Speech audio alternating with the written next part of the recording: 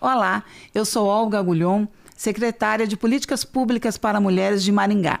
Nós estamos iniciando o nosso terceiro podcast, um projeto muito importante que nós chamamos de Mulheres em Pauta. O objetivo é discutir assuntos ligados ao universo feminino, principalmente com o objetivo de passar informações combatendo a violência contra a mulher. Esse é o nosso principal objetivo.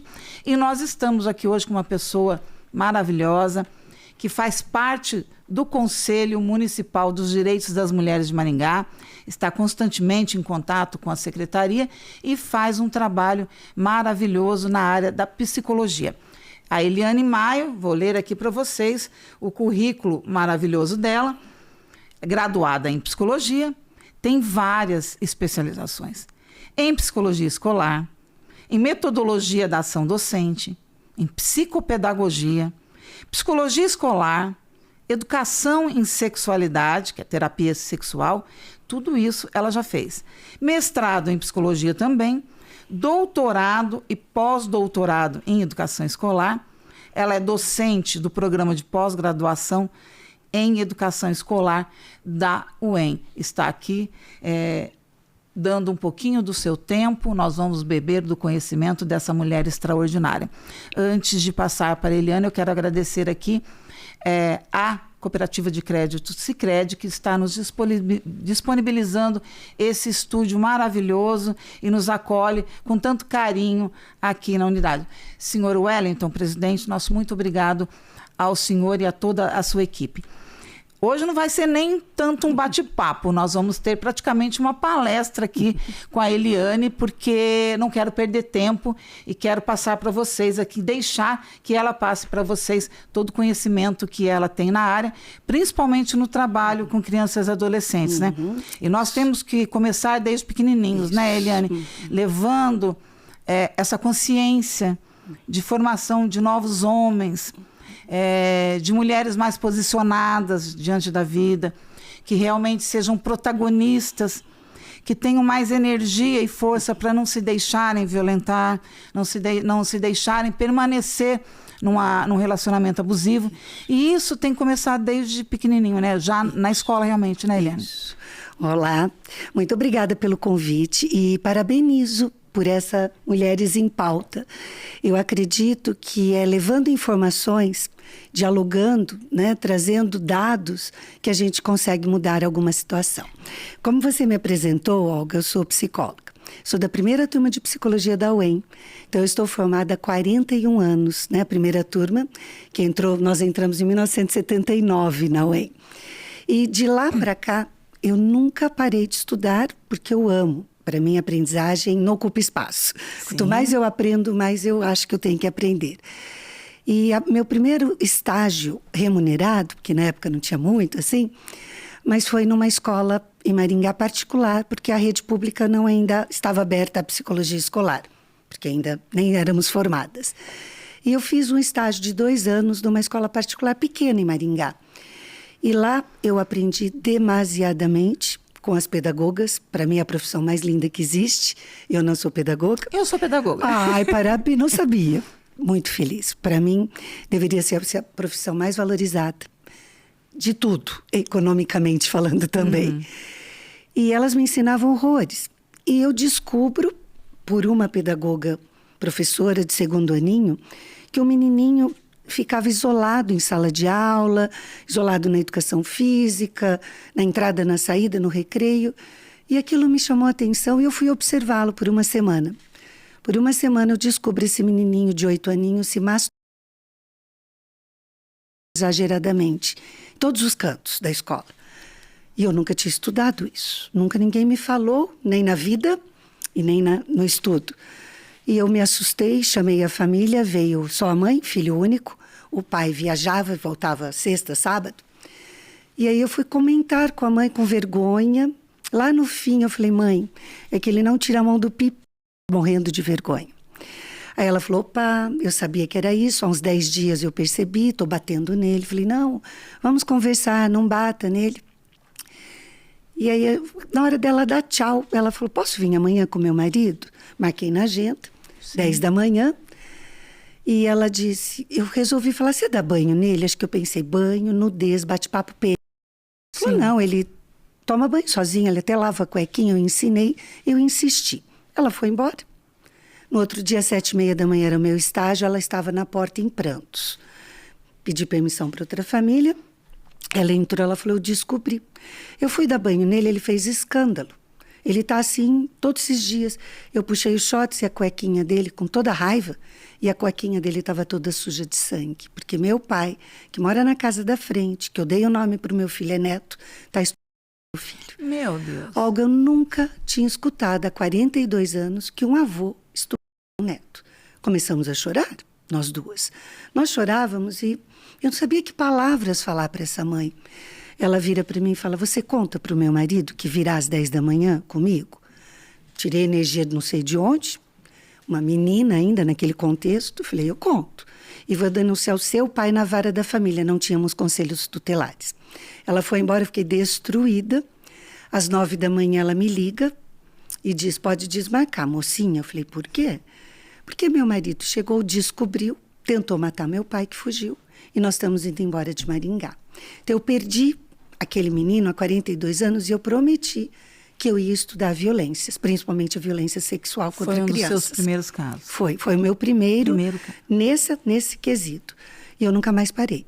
Né? Tudo isso que você leu, tem mais coisa lá no meio, mas eu nunca mais parei porque se a escola fizer o olhar da proteção, da prevenção, nós não teremos crianças violentadas em todos os sentidos. Sim. E não teremos violentadores e violentadoras. Porque lá na escola é o chão da base, sim, que é lei, que não teremos quem será violentado, machucado e quem vai violentar. Por isso que eu luto pela prevenção. É muito triste isso. Na minha vivência como professora, que eu sou pedagoga, fiz concurso, fui professora concursada da Rede Municipal de Ensino, por um período, e infelizmente eu fazia sempre terceira série. Tá. E nós tínhamos lá muitas vezes crianças de 8 anos, um pouco antecipadamente na terceira série, e às vezes até 14, 15. Numa mesma sala de aula eu tive uma turma dessa forma. E eu vi muita coisa, infelizmente, também. É claro que as escolas têm também uma psicóloga que atende, ainda bem, mas não é aquele trabalho que a gente considera que pode salvar realmente alguém ou mudar a vida de umas crianças.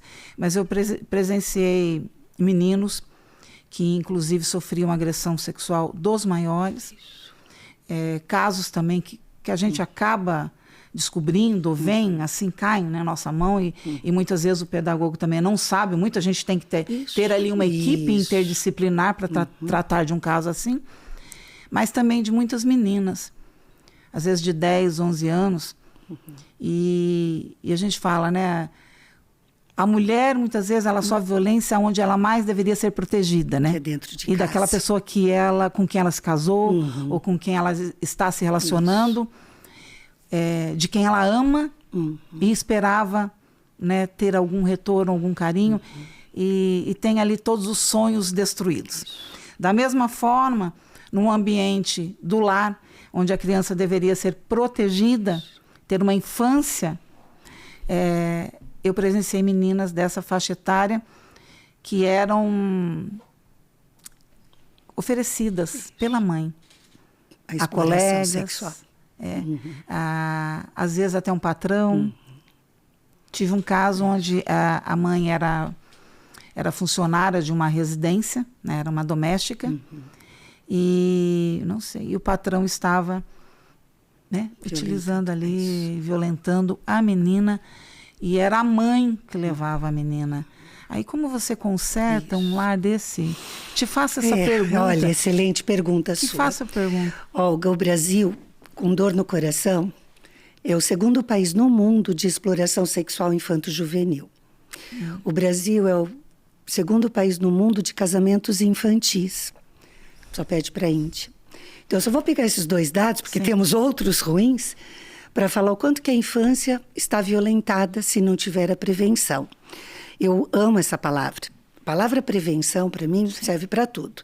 Como uma psicóloga que sou há tantos anos, eu digo, se a gente lá na infância faz a prevenção para tudo, saúde física, mental, tudo, é uma criança saudável, que vai saber se defender dessa mãe que não teve esse olhar e dizer assim, não, mãe, eu não posso. A escola está falando para mim que eu não posso. Esse homem não vai fazer esse tipo de oferta porque ele aprendeu a ter cuidado com o corpo das outras pessoas. Então, eu luto para que a gente tenha essa como política pública, em todas as escolas, públicas e privadas, sim, uma política pública de prevenção à violência contra pessoas. Aqui eu trabalho muito com a violência sexual, que é a minha pauta desde sempre, tá? Porque como psicóloga, já tive clínica, mas eu gosto do chão da educação, da escola, né? E eu ouvi, a minha filha mais velha é jornalista.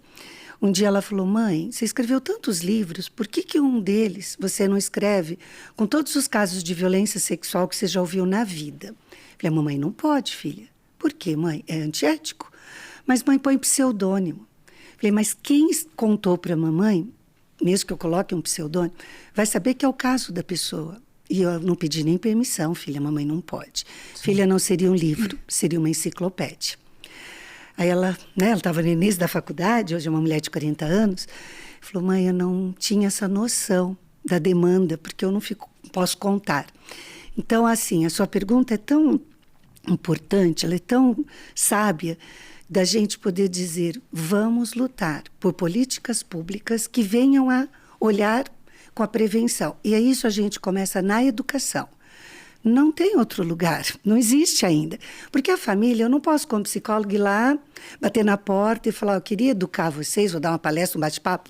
Eu até tento quando me chamam, mas não posso, é um lugar privativo.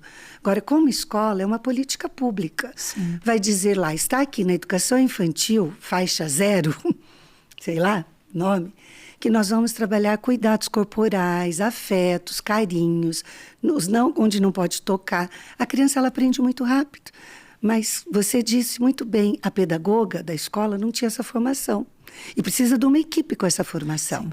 Aí precisa lá na universidade, principalmente nos cursos de licenciaturas, né, que eu debato muito, que tem esse olhar também sobre as questões de gênero, de sexualidade, de que como é que a gente pode estudar uma coisa tão séria, ela é tomada de conhecimentos científicos, para falar pedagoga, professor de matemática, professora de geografia, vocês têm que ter esse conhecimento, porque é lá na escola que a criança vai confiar naquela pessoa adulta que é a autoridade da sala de aula. Então, sim, como fazer? No espaço escolar, no espaço educativo.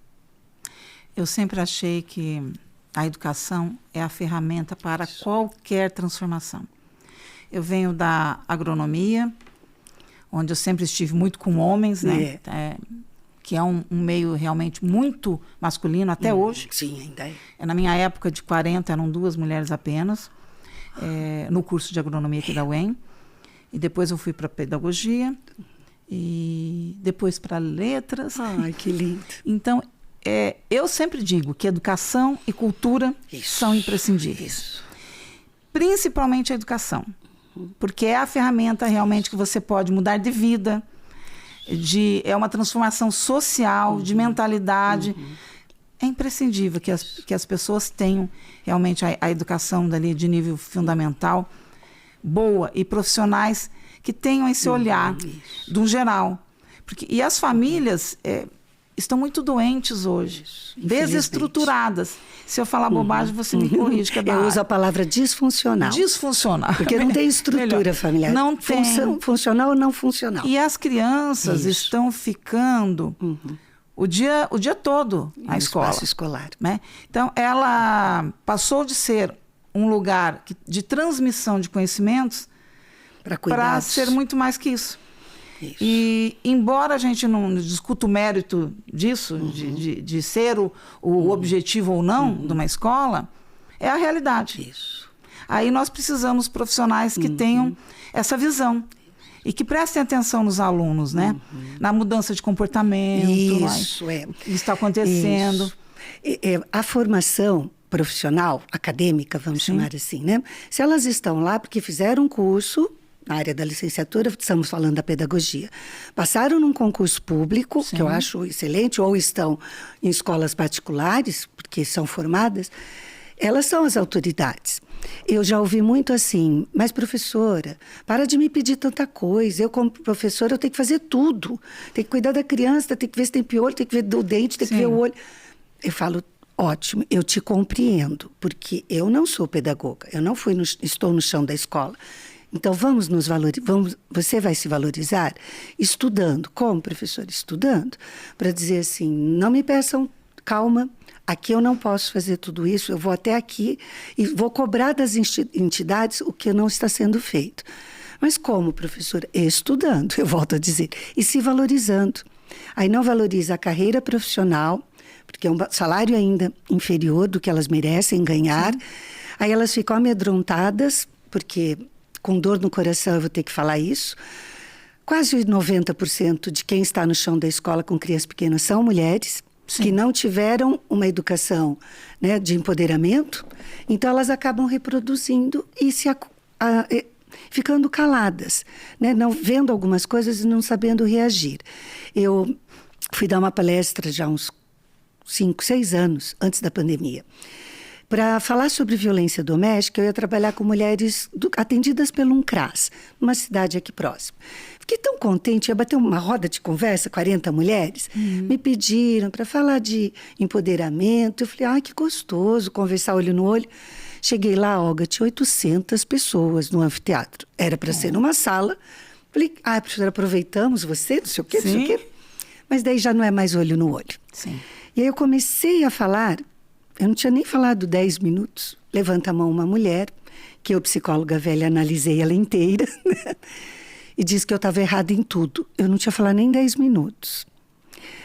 Porque falaram aqui que a senhora viaja muito. Falei, viajo. Hoje é dia 28 de agosto, foi exatamente esse dia. Eu dormi 3 noites na minha casa, porque eu, palestra, evento, era... Aí ela disse, seu marido não fala nada que a senhora viaja muito? O tom de voz era muito agressivo. E eu conheço, quando a pergunta vem assim. Aí eu respondi, ele fala. E o que ele fala? Boa viagem. Senão ele não seria o meu marido. Que sabe que eu gosto do que eu faço, que eu luto por uma causa. A plateia bateu palma em pé. Tinha adolescentes de ensino médio. Eles gritavam. Todo mundo sentou, ela não contente, levantou a mão de novo. E quem faz os cuidados da casa? Ela não falava mais, ela berrava. Falei, senhora, nós não temos mais crianças pequenas que exigem os cuidados. E faz os cuidados da casa é quem tem mão. Não precisa de uma vulva para cuidar da casa. Aí, a plateia entrou em êxtase. Ela ficou muito brava. Lá no cantinho, a parte que eu mais gosto, tinha uma senhora da violência doméstica, uma senhora negra. Levantou a mãozinha e falou, posso falar, dona?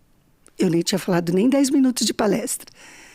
Dona, eu e minhas 4 irmãs nunca estudamos. Meu pai nunca deixou. Somos analfabetas. Mas minhas 4 netas, que eu que cuido, para minhas filhas estudar e trabalhar, vão ser igual a senhora, não vão ser igual aquela mulher lá, não. Aí eu olhei para ela e falei, vocês podiam levantar e bater palma para ela? Foi a coisa mais linda do mundo. Aí eu olhei para ela e falei, só vou bater palma para a senhora se a senhora for estudar. Ela me manda bom dia no WhatsApp todo dia, Olga. Há 6 anos. E quando ela manda figurinha, eu escrevo. Se a senhora não escrever, eu não respondo. Aí ela responde, bom dia, dona Eliane. Aí eu respondo, minha linda, isso é que eu queria para a sua vida. Ela diz que ela é outra mulher. Então eu fico tão feliz pela agressividade que me dói daquela mulher. A bagagem que ela teve também foi. É resultado das experiências dessa mulher, né? Disse e tudo. que nós também temos que entender, porque é o que ela tem para oferecer. E eu não respondi agressivamente. Eu não sou assim. Dá vontade? Não, em mim não dá vontade. Porque eu, como psicóloga, eu sei que tem uma dor, igual você disse, uma trajetória, igual você disse. Mas para mim o foco era aquela. Né, que conseguiu levantar a mãozinha e dizer a vida. Então, o nosso olhar, enquanto meu psicóloga, professora da UEND, mestrado, doutorado, participante do conselho, enquanto cidadã maringaense, eu nasci em Maringá, é falar, vamos tentar igualitar, vamos tentar não ter violências. Um dia um homem ficou agressivo em palestra, eles incomodam, né? Aí eu falei, Senhor, a gente feminista, pela luta, a gente não está querendo, a gente só quer igualdade. A gente não está querendo vingança. Porque se a gente quisesse, vocês estavam perdidos com a gente. Aí a plateia, né, bateu o palmo. Eu falei, não, a gente só quer igualdade. Sem morrermos por sermos mulheres. Sem, né, somos esmurradas, sem sermos violentadas sexualmente, que é a minha pauta. Porque a gente só quer igualdade. O senhor topa? Vem do meu lado, tenta me ajudar, tenta colaborar. Aí ele não teve mais saída, né? É o que a gente pretende, prevenir para que uma sociedade seja de igualdade e equidade, que é o que eu luto para que exista. Então, e eu sempre falo e aproveito também o momento para frisar isso, que Maringá tem todo um trabalho, uma rede de proteção à mulher. Nós temos 2 patrulhas Marinha da Penha, uma da Guarda Civil Municipal, outra da Polícia Militar.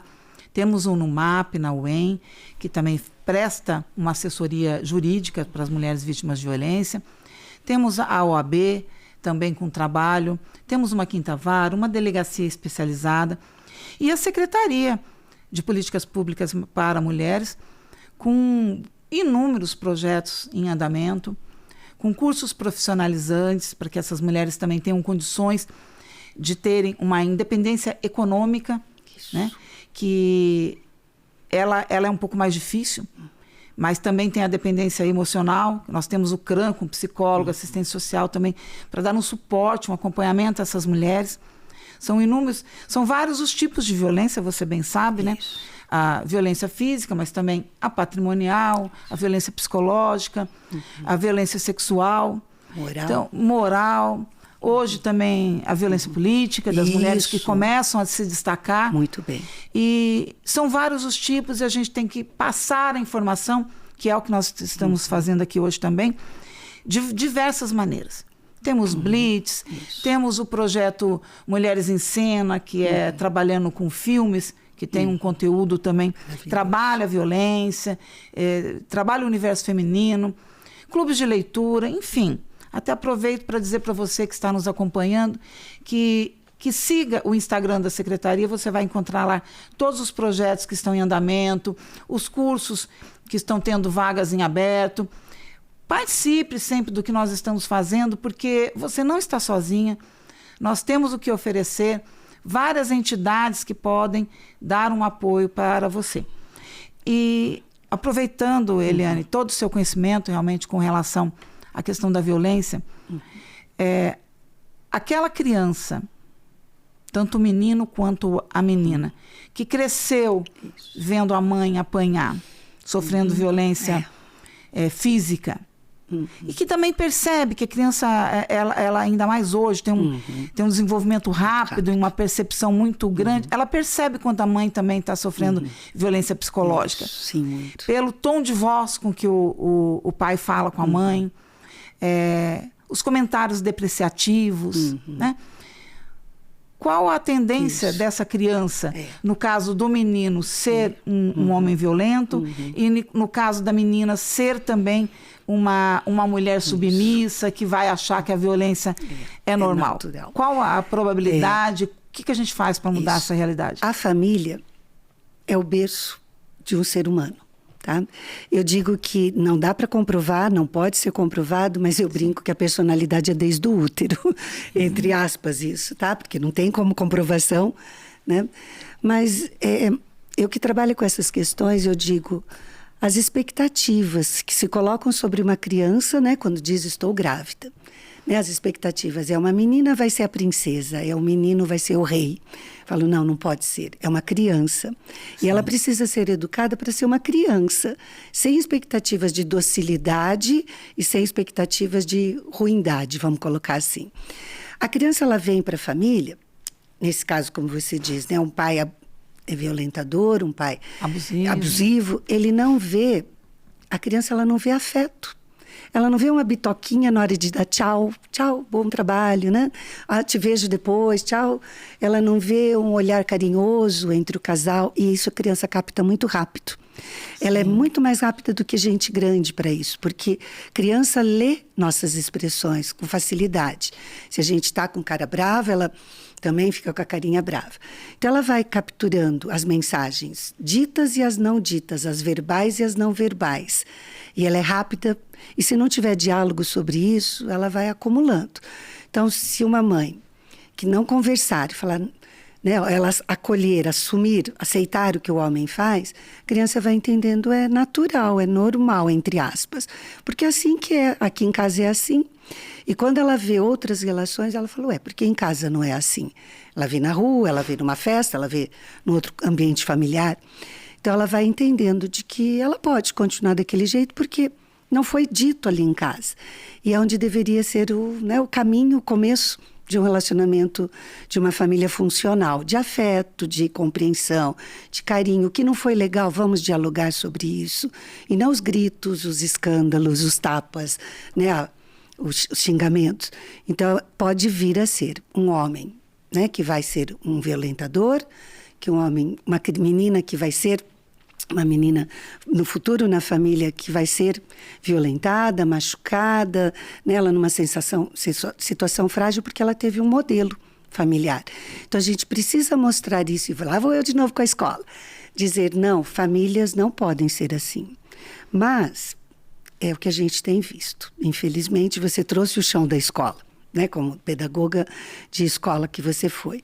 Então a gente pode fazer o quê? Mudar lá na escola. Dizer, temos todos os tipos de famílias, que bom, porque não tem uma família só, e nós temos que ter o quê? Afeto, carinho. Como é que a gente pode fazer isso? Ler livros.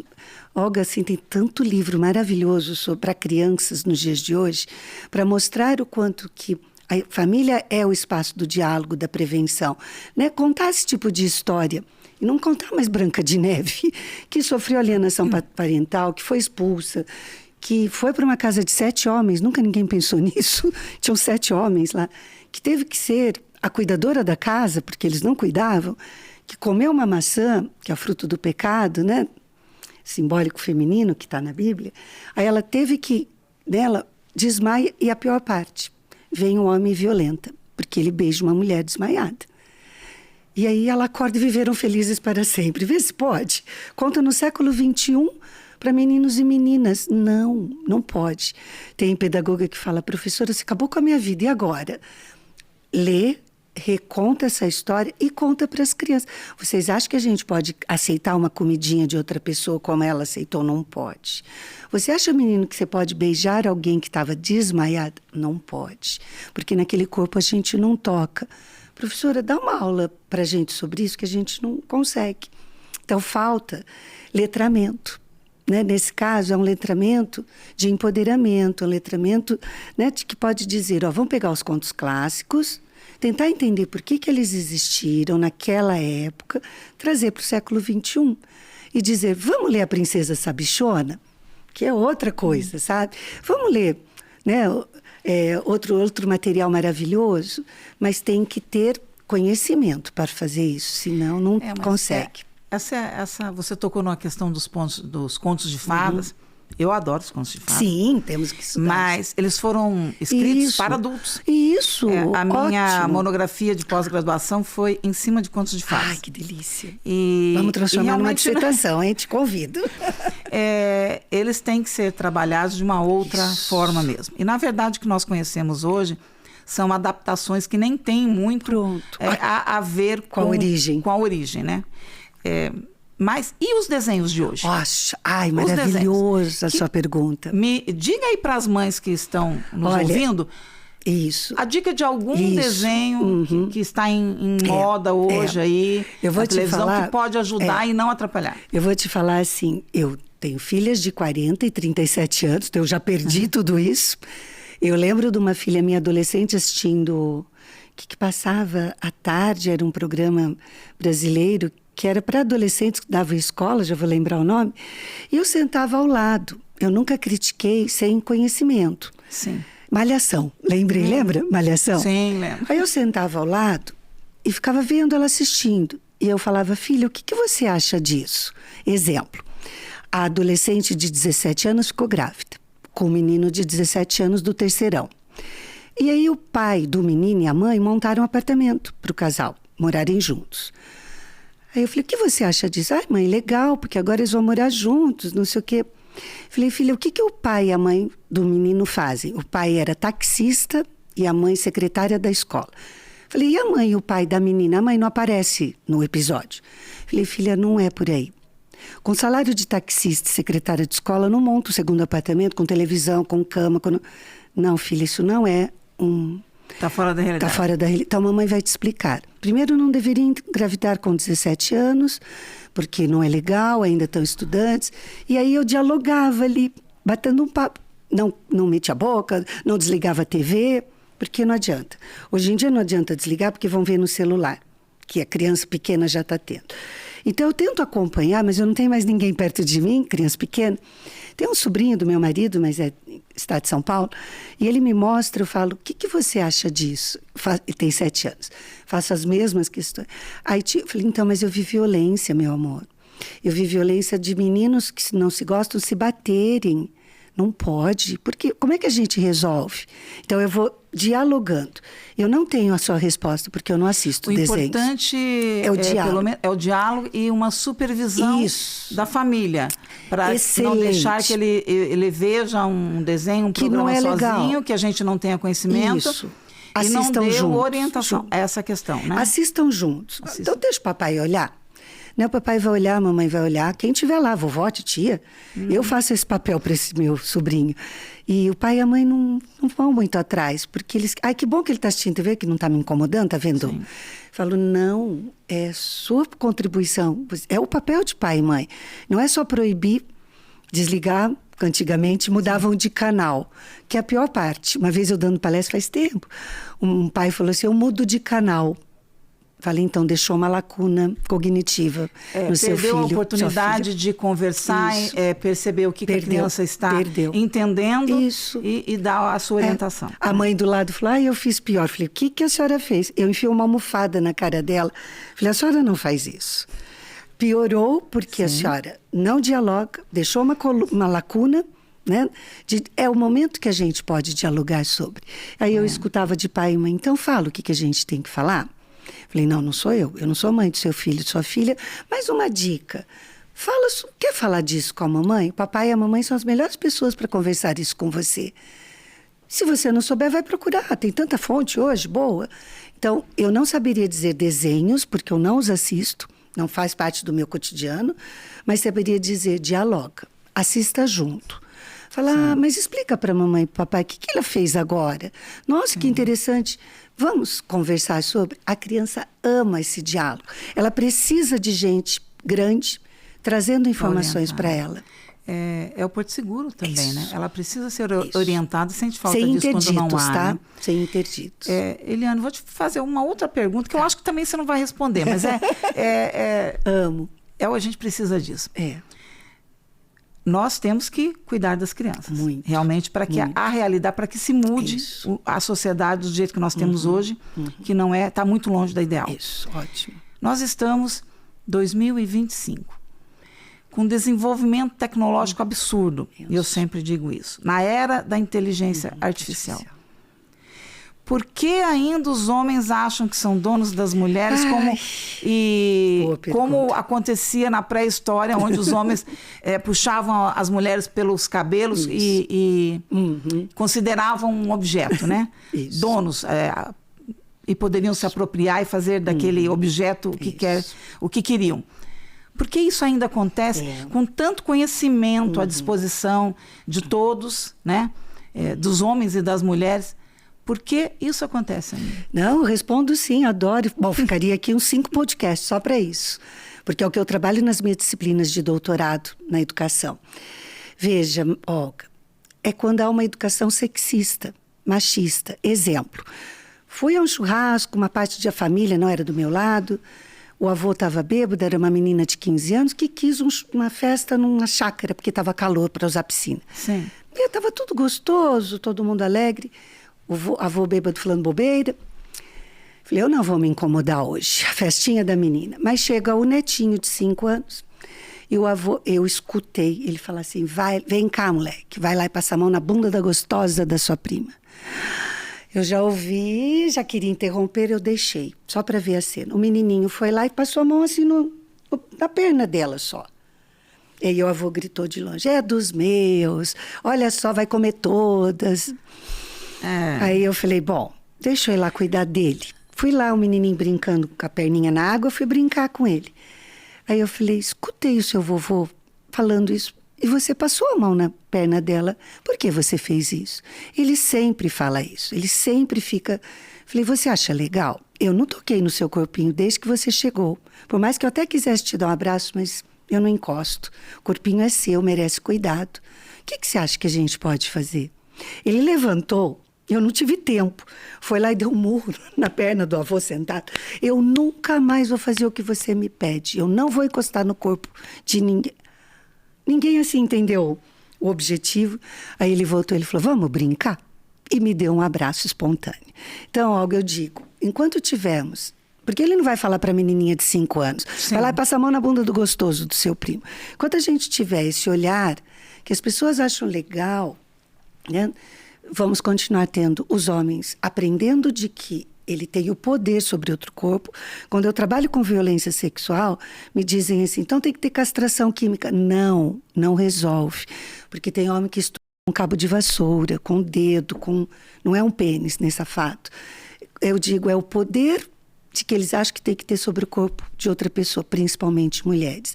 E as mulheres aprenderam a submissão ainda, infelizmente. Então, quando você pergunta por que ele ainda continua século 25 e ela continua sujeita a, porque não foram educadas na igualdade. Se fossem, saberiam dizer, opa, vamos conversar, o que não está dando legal.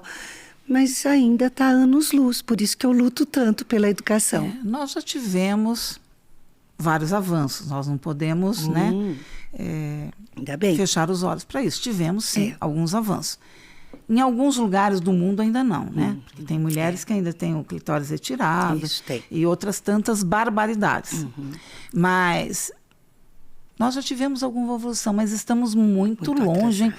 É porque o crescimento, o desenvolvimento emocional está muito aquém do intelectual, isso, né? Porque sim, o conhecimento está aí, é o que eu falei, gente, inteligência artificial dominando o mundo, e nessa parte o homem parece ser movido pelas mesmas coisas de lá da pré-história, que é a questão amor, raiva, poder, muito bem falado, querer se sobrepor ao outro, e daí se sobrepõe mais facilmente a mulher, que fisicamente é um pouco mais frágil, e intelectualmente ele não consegue ainda admitir, né, que é tanto quanto...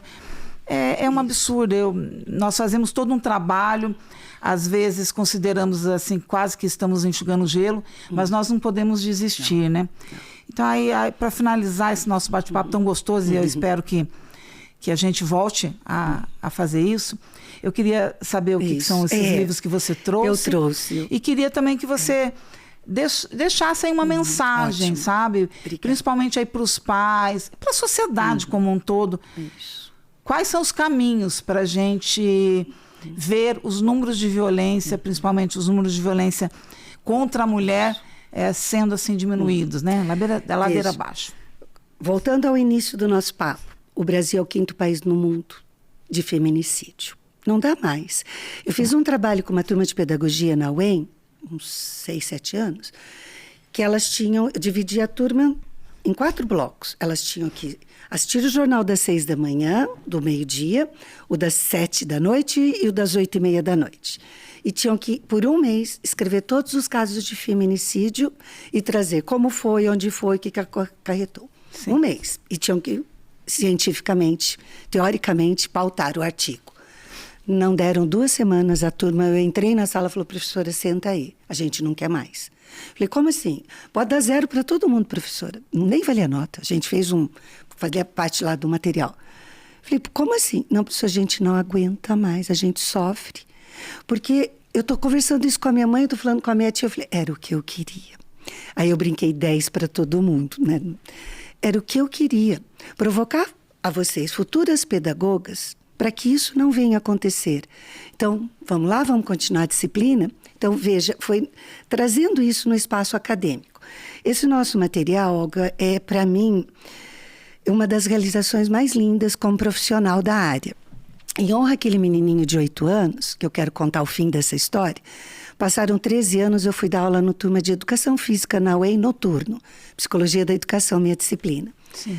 Eu sou cega desse olho, eu tenho um anel, eu tenho ceratocone, tenho um anel que trava a minha córnea, eu não enxergo. E eram 11 da noite, acabou a aula, não tinha nem lista de presença, era a 3ª ou 4ª aula ainda. E veio um rapaz, 1,90 m, bonezinho na cara, e falou: professora, deixa eu levar seus materiais no carro. Eu falei: oi, mocinho, você é muito gentil. Professora, a sua disciplina que eu estou mais gostando. Eu falei: eu sabia que a minha era melhor, né?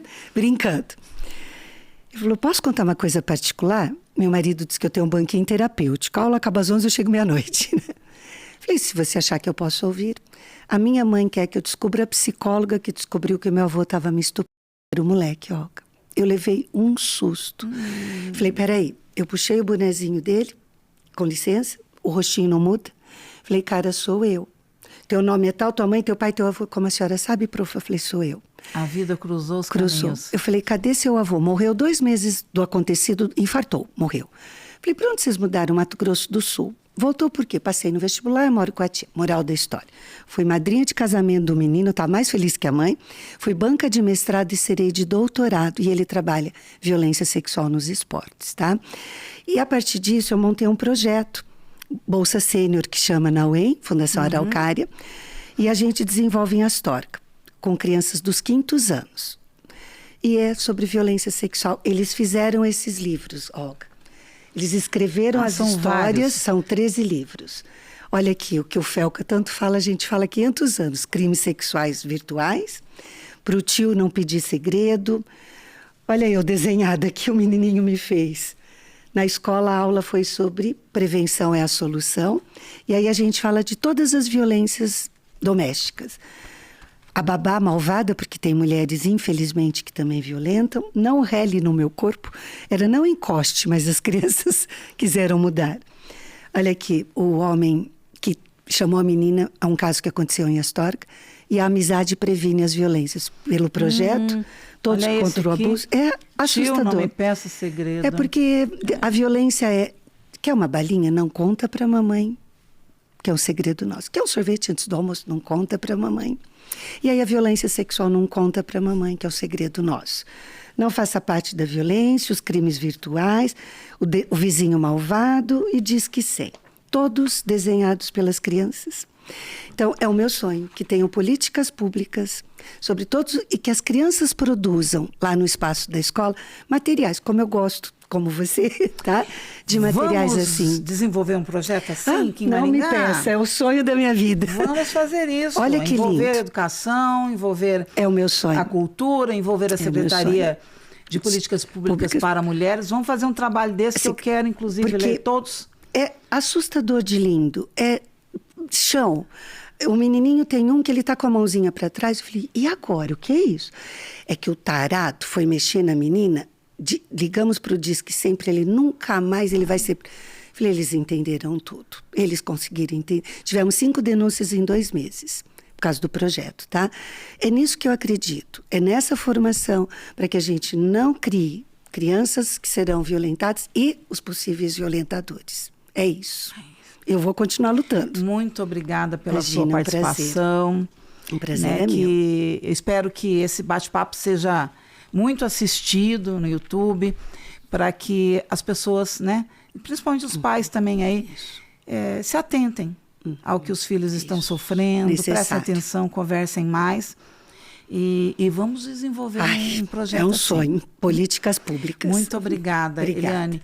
E a você que nos acompanhou, muito obrigada por esse tempo e novamente sigam o Instagram da Secretaria de Políticas Públicas para Mulheres, Ser Mulher, para que você fique a par de tudo o que está acontecendo e de todos os projetos, cursos, palestras que nós oferecemos e estamos lá de portas abertas, caso você queira conversar um pouquinho mais, conversar conosco. A Secretaria da Mulher, ela fica na Avenida Papa João 23, 497, do ladinho ali do Instituto de Educação, na lateral da Catedral. Estamos lá de portas abertas. Lembre-se sempre que você não está sozinha. Muito obrigada.